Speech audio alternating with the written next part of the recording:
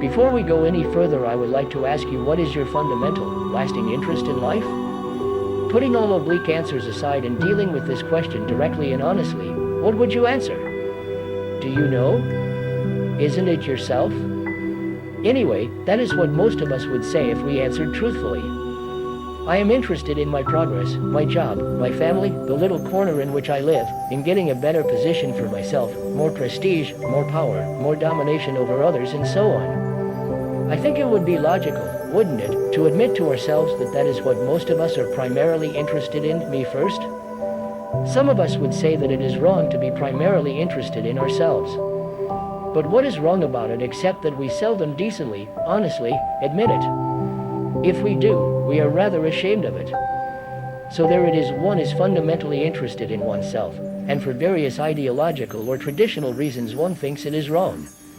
But what one thinks is irrelevant. Why introduce the factor of its being wrong? That is an idea, a concept. What is a fact is that one is fundamentally and lastingly interested in oneself. You may say that it is more satisfactory to help another than to think about yourself. What is the difference? It is still self-concern. If it gives you greater satisfaction to help others, you are concerned about what will give you greater satisfaction. Why bring any ideological concept into it? Why this double thinking? Why not say, what I really want is satisfaction, whether in sex, or in helping others, or in becoming a great saint, scientist, or politician? It is the same process, isn't it? Satisfaction in all sorts of ways, subtle and obvious, is what we want. When we say we want freedom, we want it because we think it may be wonderfully satisfying, and the ultimate satisfaction, of course, is this peculiar idea of self-realization. What we are really seeking is a satisfaction in which there is no dissatisfaction at all.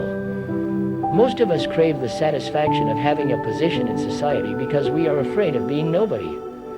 Society is so constructed that a citizen who has a position of respect is treated with great courtesy, whereas a man who has no position is kicked around.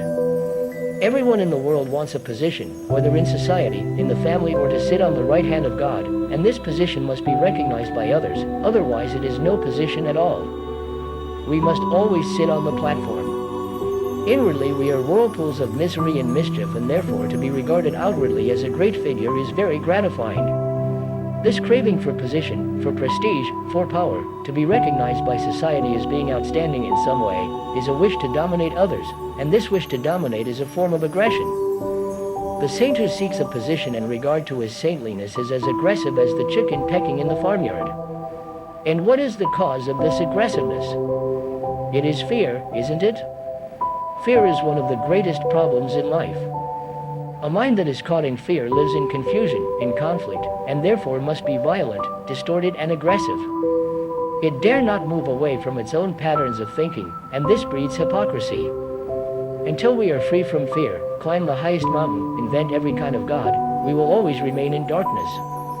Living in such a corrupt, stupid society as we do, with the competitive education we receive which engenders fear, we are all burdened with fears of some kind, and fear is a dreadful thing which warps, twists, and dulls our days.